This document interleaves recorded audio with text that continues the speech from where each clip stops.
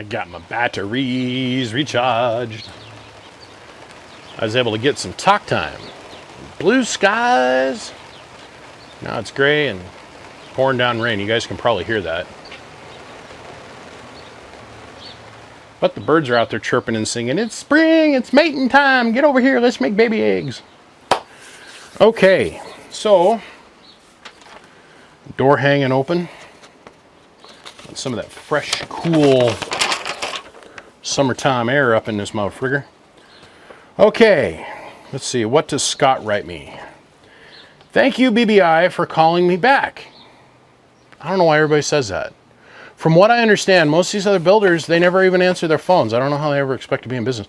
I haven't taken work in like a year and a half, and I still return every phone call that I receive every day. It might take me a little while to get back to you, but I do it. It's a challenge, a struggle, a drain on the brain, but I do it. Because this is what we're here to do, is help each other, right? I don't understand these other guys. Anyhow, I diverge. I diverge. Man, look at this piss-ass little girly wire. What the... Hey, but they heat shrink the shit. That's a good sign, right? Are we focused or what? What's the deal here? Let's tighten in on this a little bit. Come here. Focus, you shitwagon. Okay. This is my Texas Star dx500V. It runs with my X-Part CB.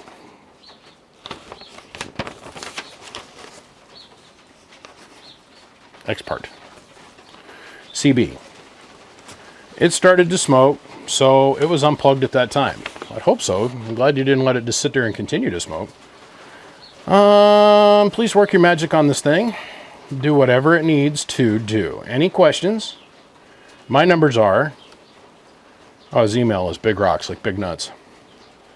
Also, it is possible to buy a 2-foot jumper from you. Thank you. Your videos are the best I've ever watched. Thank you. You're the shit. And for monetization purposes, that wasn't me. That was me quoting somebody else. So, YouTube engine that's going to demonetize me for that. It wasn't me. It was someone else. All right. Let's see. What do we got? Kind of already got a rough idea what's going on with this bastard. Here's the problem. I don't see anything that let out the smoke. Now, we do have these beautiful DEI transistors up in this son of a gun. Shocker with a Texas Star 400, I know. They've never been known to get substandard on us. Now, we do have let the smoke clean out of this resistor right here. Focus, you shitwagon. I can't believe we spent this much money on this camera and it won't focus for ever. So we've let the smoke out of here, which is indicative of a couple different things. Very rarely, but it does happen every once underneath a black farted bloody moon. We have a high output SWR, like the Coax blows up, connector arcs over, something like that, and it'll cause that resistor to burn up. That's very rare. Very rare. Actually, I had somebody in Skip today tell me I need to keep my hands clean. Man, I try. Hey, man, I'm over here working on stuff. Shit gets dirty. Okay, anyhow, that usually tells me that we've got a transistor or two that's gone bad. So we need to move through the process of identification of those things. Don't you think for 1 second this is leaving here with this.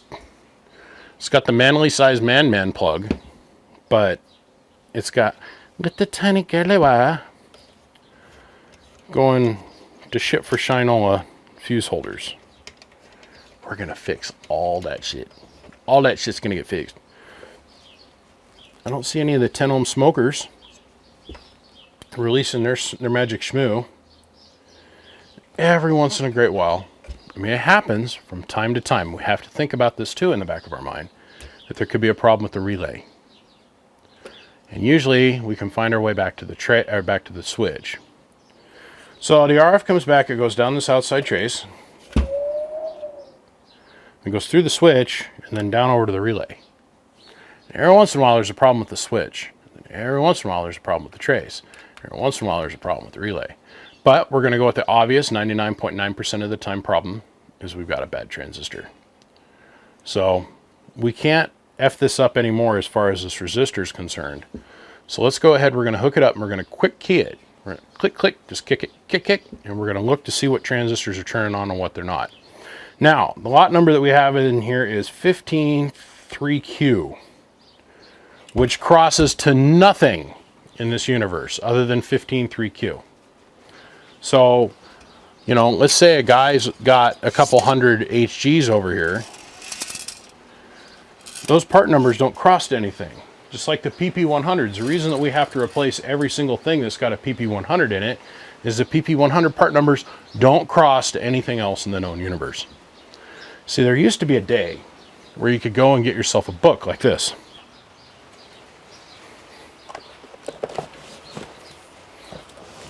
See, this is back when dinosaurs roamed the earth, but then, of course, politics kind of made sense, and people had accountability for their actions and stuff, and there wasn't 3 or 4 different forms of human beings. There was just 2, male, female. But you used to be able to go get yourself a book, big book. We're just using the iMac manual for a reference. Well, you used to be able to thumb through it, and you could pull up the part number, and we'll say 2879, even though this is a 4CX1500R. Scroll down, 2879 transistor, and then it would say cross 4, and then it'd give us completely different part numbers, okay? That's the way the universe used to work. Well, unfortunately, the guys in China apparently don't understand that standard, and so they've been mass producing different transistors like they're going out of style, and the data sheets they don't take too seriously. Okay, so like we can't go look up DEI 2879 15-3Q. If you're able to find the 15-3Q data sheet, it'll look exactly identical to the 15-2Q, 15-2I, 13-14-12-1-IN XXX, whatever. They copy and paste the same data sheet for every single component. So, unfortunately, if we do have one pop transistor, we've got to replace all 4 of them. That way we know that all of our components intermatch. There used to be a day where data sheets mattered. Very quickly, at least in the little hunk of radio community that you and all of us swim in, and it's the deep end of the pool where the dookie settles to the bottom of the pool. We've all seen it. We all put goggles on when we were a kid and went swimming in the public pool and seen that one little log sitting down in the corner that the lifeguard managed to not get. The deep end of the pool that we all swim in, that data sheet, a little bit flaky when it comes to just specifically these parts. Otherwise, data sheet's kind of law.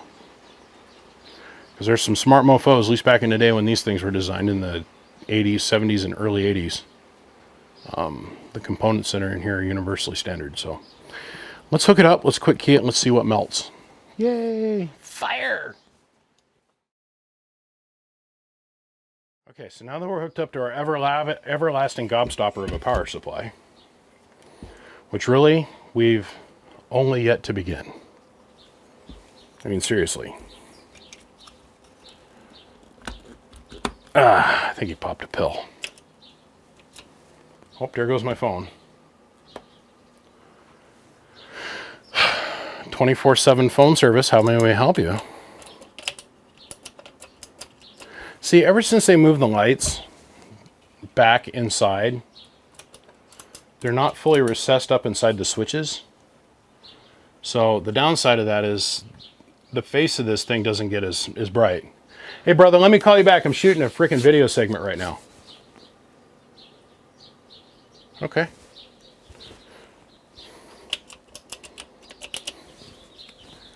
I have my stupid headset attached. I hit ignore on the phone. And because I was talking to you, the voice to answer commands answered the call. Motrin Electronics, gotta love them. Okay. What I was getting about is these lamps. The lamps on the older style Texas Stars were actually submerged inside the switch. So all the light had to travel forward. Now most of it escapes up into the cabinet.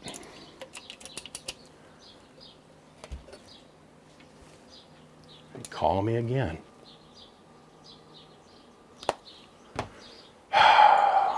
peoples. I told you about the guy that called me 14 times in a row the other day, I think. That dirty, rotten son of a gun. I don't know who he is, don't know what he wants, don't care, not interested, not my customer. Goodbye. 14 times in a row. Do diddly hogwash. Okay.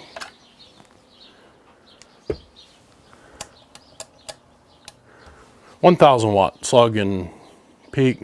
Whatever, it doesn't matter. Okay, let's see if we can talk through it. Audio. Okay, so our pass-through tune is good. What that tells us there is that the coax coming in, the input circuit, back through the switch, back through the relay, back out, or down underneath the board, back up, bypass cap is okay, and then out the coax to this connector is good. Just in that one little test. So let's go ahead and power this up, and we gotta do this quickly. Okay, these two transistors are heating up. Hello, hello, hello. Amp is making good power. Both transistors are turning on.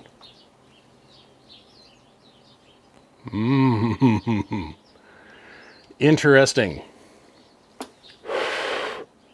Hello. That's on 12 volts. 12 volts. With about 18 watts of drive. Now,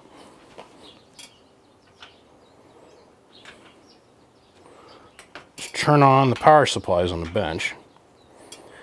And we got to wait for a couple minutes because we're putting 150 amps on the power supply right now, but it's charging the supercapacitors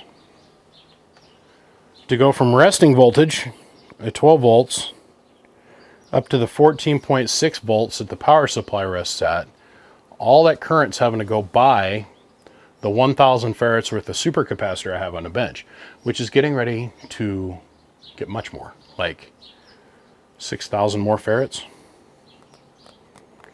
I ain't joking when it comes to poking now. Okay. So let's see, where are we at? What are we pulling for current right now? All right, we're down to about 10 amps. Hello. This box is working strong. Hello, 1, 2, 1, 2, 1, 2. Hello, 1, 2. Hello, 1, 2. Okay, so now what we're looking at is I'm running around things in here. I'm looking at this inductor. Oh, sorry. It's making 600 watts, by the way. I keep forgetting there's other people watching me work. Hello. I think like 590 watts with 20 watts of drive. It's working good. This is a solid amplifier. So as I'm sitting here keying it, I'm looking around with the FLIR, and what I'm looking at is this inductor right here. This will tell me if I've got a bias issue, and so will this one here. One of those two is notoriously famous for getting hot and smoking a little bit. I'm looking at this balance resistor. It's not getting hot at all. I'm looking at these transistors, making sure they're both heating up at the same rate. We've had this resistor burn up from, let's say, it's weird, but these are Chinese components, right? So the quality is, We've had two transistors that are putting out full chooch, and the other ones aren't technically dead, but they're putting out very low power. There's something wrong internally inside the transistor. It usually shows up as an imbalance here on the resistor, but how you can determine which bank is flaring and which one's working the best and which one's not is just by simply looking at it on the FLIR and seeing which is coming up and down. It beats the old school days where we'd have to put an RF sniffer on this side of the circuit, measure it, put another RF sniffer on that side of the circuit, measure that, and then go back and check each one of the each one of the collectors on the output side. There's a collector, emitter, base. God damn. Yeah, collector. Double check myself there for a second. Go check the signal output on each one of the collectors to figure out which transistor was actually coming up low and par. But the FLIR, just look at it. Oh, this one's producing this much heat, and that one's producing that much heat. I think we have an SWR issue going on inside this guy's mobile. I'm going to run this for a couple more minutes. We're going to do a power wire upgrade on it, and we're going to send it the hell out of here. So let me call this guy. Let me chat with him on the phone for a second. And then I'll be back around to do some stuff, and to do some more stuff, and to push some more stuff, and breathe solder smoke. Just got off the phone with my buddy Steve. He's all excited. He's really enjoying the fact that Skip's in here. And he's sharing with me the fact that his 3000 is running phenomenally and he's super happy with it. And I'm very happy for him. He's put a lot of work into getting his station running. And I mean, he ran the thing on sideband the other night for the first time ever, and he's just beside himself with the numbers he was seeing on sideband. Got some locals down there have been giving him a lot of flack, and he finally got everything running the way he wanted to, so he went and he reloaded the thing for sideband, like 38, and the digits that he's been putting up with that thing, he's just beyond himself. He's like, my God. I told you. And he's only hitting it with like a 1x2 or something. It's just screaming over there.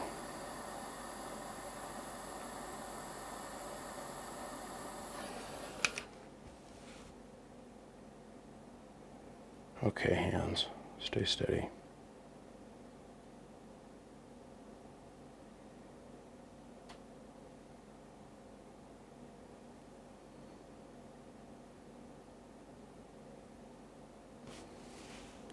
Quit wiggling around. I don't have the hands I used to have. I'm getting older. Starting to twitch. There we go. Now we're solid. I can't tell you what the numbers are because then I'd have to kill you. We all know how this goes on UberTube.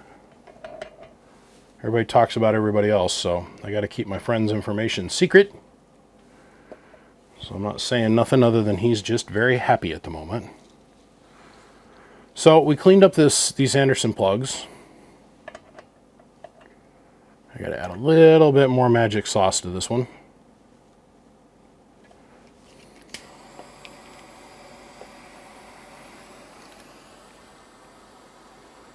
It's about the only connector that I won't hydraulically crimp. I mean, I can if guys make it an insisted point, but for the most part, not necessary.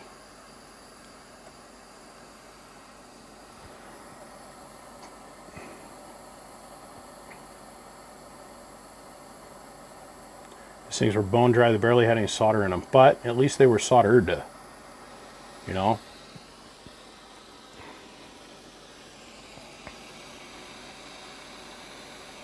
Okay.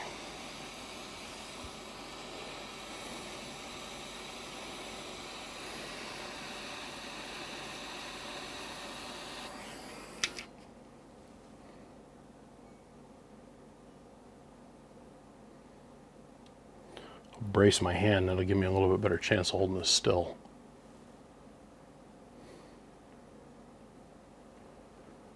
So I got a dream, you guys. I got a really cool dream. I want to build a heat sinkless amp.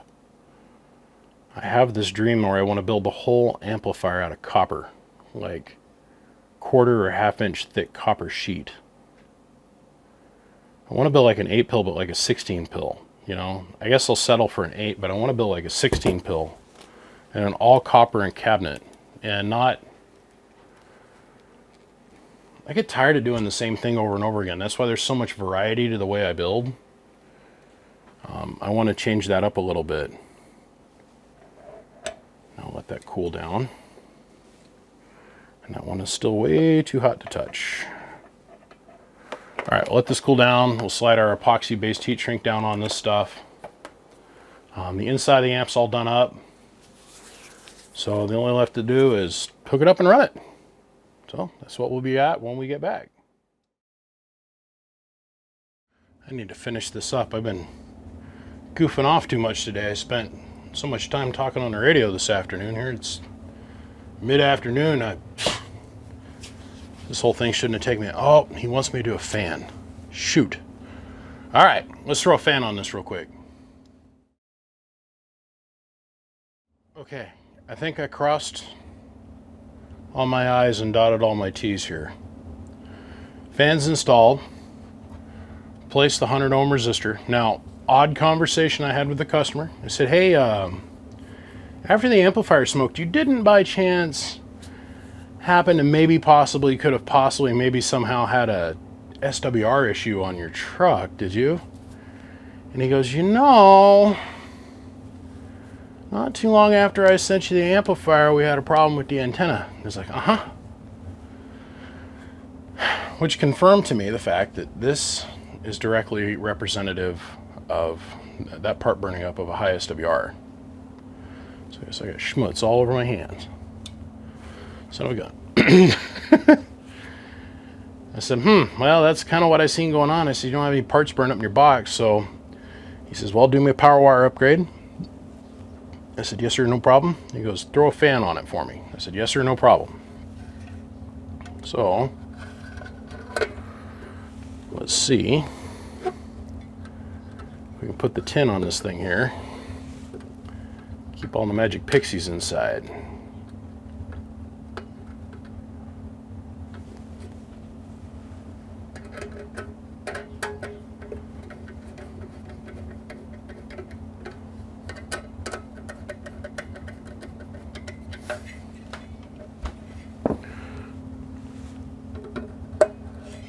So I didn't install a jet turbine fan on this. I just installed the normal move enough air to get the job done kind of thing. We took it through the external keyer jack in the back, which there wasn't one there. So I made sure to put a grommet here in the back and got the thing all set up. It's a standard, not super loud, normal velocity fan. Shoot, the only thing I didn't check was this. Preamp is working. Okay. Well, let's bring this all the way home. Let's be done. I'm ready to be done. This thing's done. It's got a sticker on it and everything. So let's bring this all the way home. All right, so we got a 1,000 watt slug and peak here. Average bird, whatever, 1,000 watt, and then we've got our 5 watt slug and refleg. Hello, audio. There's our 20 watts worth of input drive. Amp on high. Hello. 1 2 1 2. Hello. Working just fine. Now he tells me he's got an export radio going into this. Well, this is a Texas Star 500. 500, not a 400. So I told him that's not a problem since the radio is probably only putting about 50, 60 watts. It's not a big deal.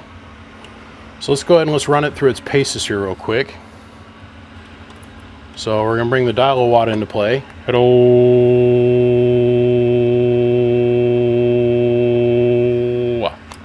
Input SWR is fine.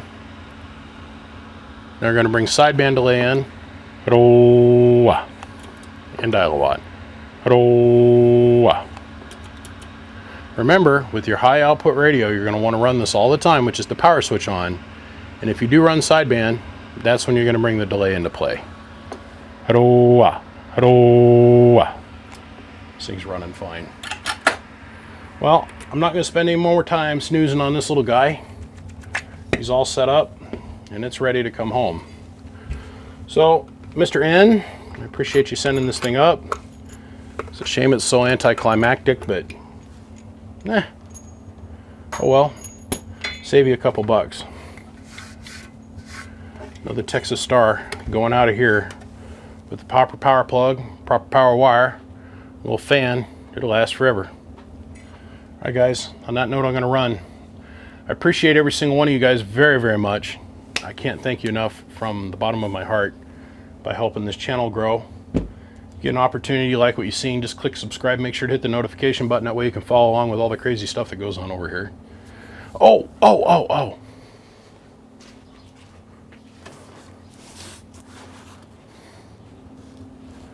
It's here. I'm super excited about what's in this box.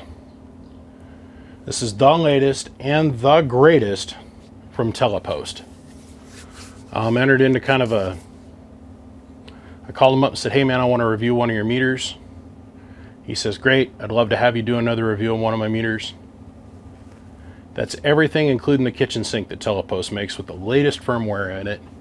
Even some experimental stuff that's in there too. And the biggest line section he's ever made. It's in here too. This is going to be fun. This is going to be entertaining. This is coming in the future, here in probably the next week or so. Hopefully. Maybe the week after that.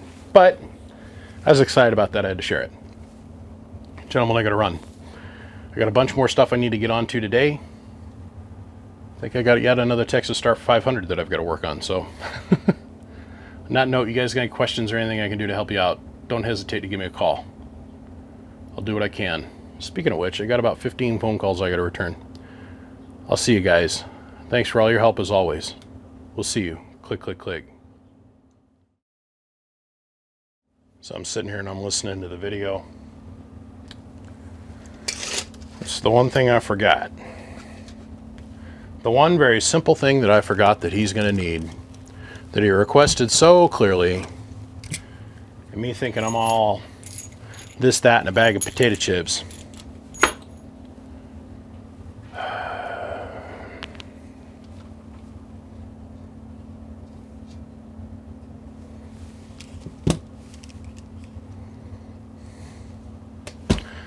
And you ask yourself, you wanted a 2-foot jumper with a BBI, why you couldn't 2 feet and 1 inch? Well, after we get through the stripping process of stripping the coax back and making it so that it's a usable thing, we end up giving about a 1/2 inch on each end to the coax gods. So that's why we cut it for 1 inch, or 2 foot and 1 inch.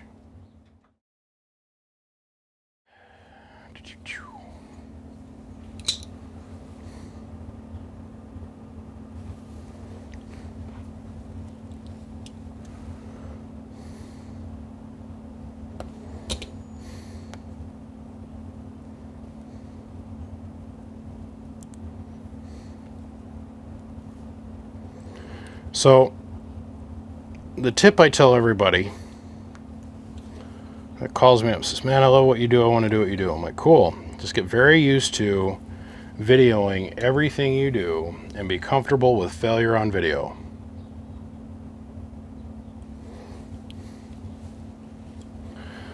Because we all make mistakes from time to time. And just keep putting out content.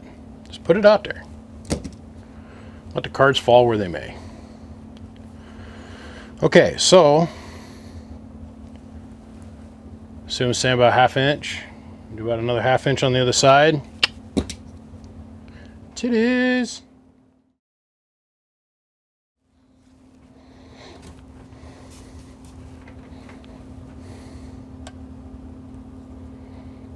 Don't fear the heat. So what we're doing is we're backfilling this coax connector with solder. So it's flowing down inside the connector, filling the braid up and taking up the space between the jacket and the braid and making 100% connection, which is what we're looking for.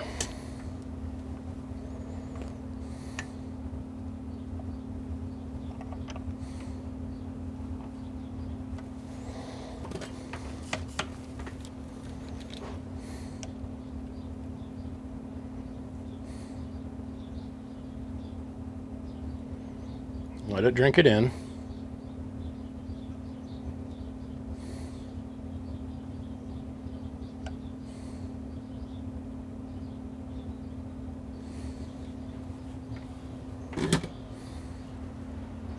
Now we let this thoroughly cool before we go and put our meat beaters on anything. Which here, go rub that on the cleaning sponge for the soldering iron. So this next little trick that I'm going to show you holds true. What I did is I took and I scored this with the razor knife all the way around. Now I watched a video on Facebook the other day of this guy, cool cat. This guy's a cool dude, and he love and respect, man. Not saying anything negative here. So don't take it the wrong way. But I watched him take a piece of 7/8 and a little hacksaw sitting on a shop floor and try and cut this all the way around very carefully. Well, if you notice, there's rings, okay? And what I pointed out to him is that you can take your razor knife just like this and score 7/8 Heliax. Please note how many times I'm turning this around. And really what I'm starting to do is I'm cleaving through the coax copper itself. And you'll feel it, it'll pop once you make it all the way through. Pop, pop, pop.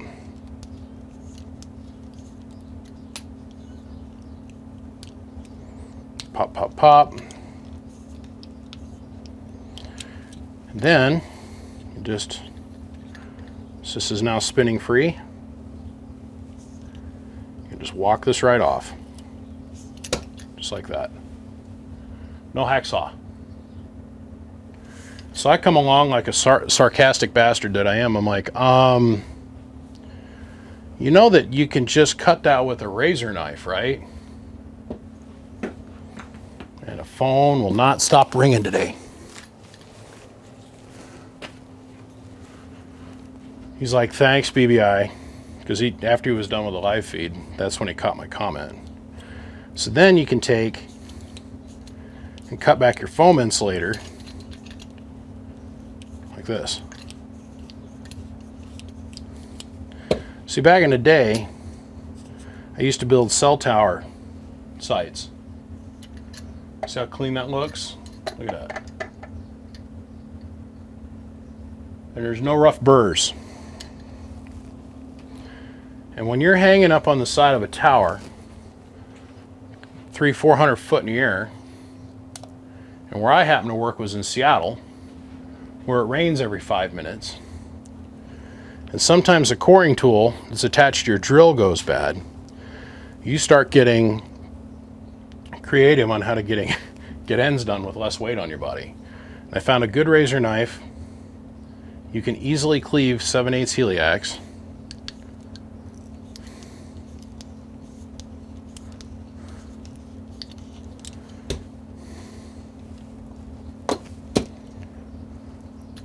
Just with a razor knife. And it makes a nice, clean cut point.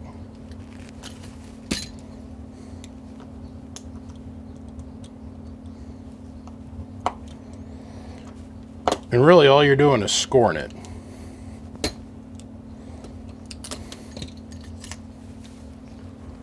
So, clean. Did that with a razor knife.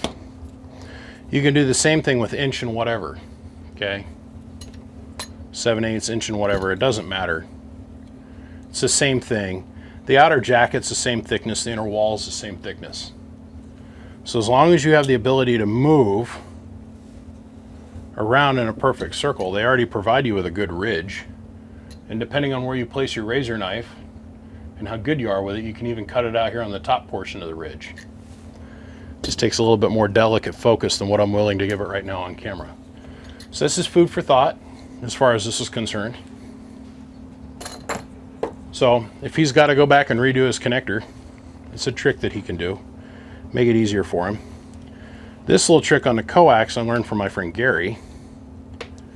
He used to be a rocket engineer for Boeing or Lockheed or whoever it was. And he's the one that taught me about cleaving it. Solder it, create a hard solder point, cleave the solder, take a pair of pliers, just click, click, and it just cleaves nice and clean off. So now,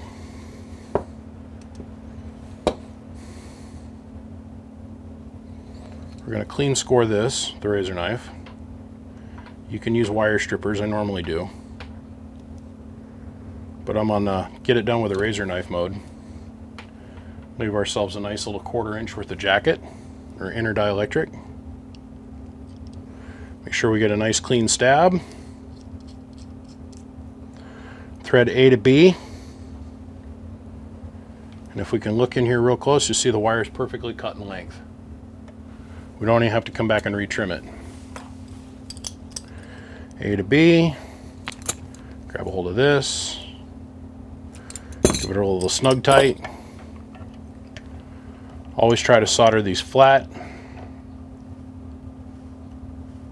just like so.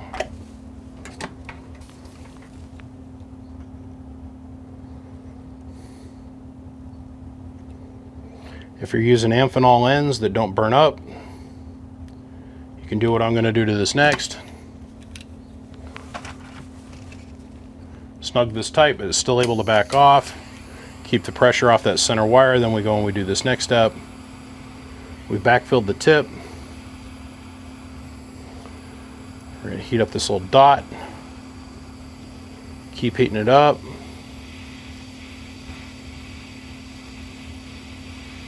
And it goes. We're done. This end is done. As soon as that cools off, it'll never come apart. Never ever will it ever can it never come apart. It's really important that you do that in the mobiles. Especially as springy as this shit is. It's really, really springy. So we'll do that again. Take our mark. Very carefully cleave and cut this.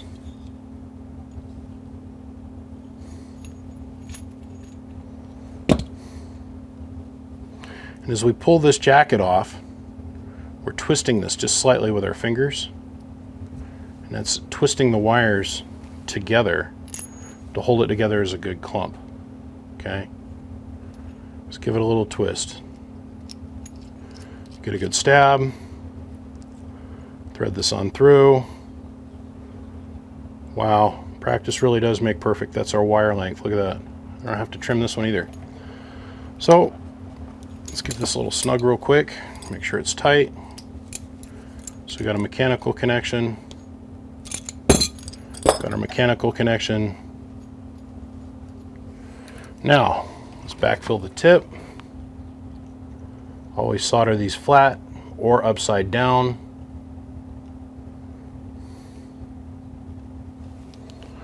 Let that cool for a second.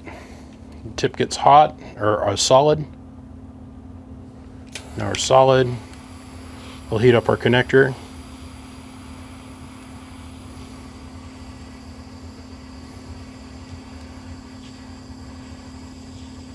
Now these rules for doing these coax ends only hold true for the RG400. Because getting shit normally this hot is a bad move. And I mean bad move. Anything that's got foam in it, the foam will melt and you'll end up having a short.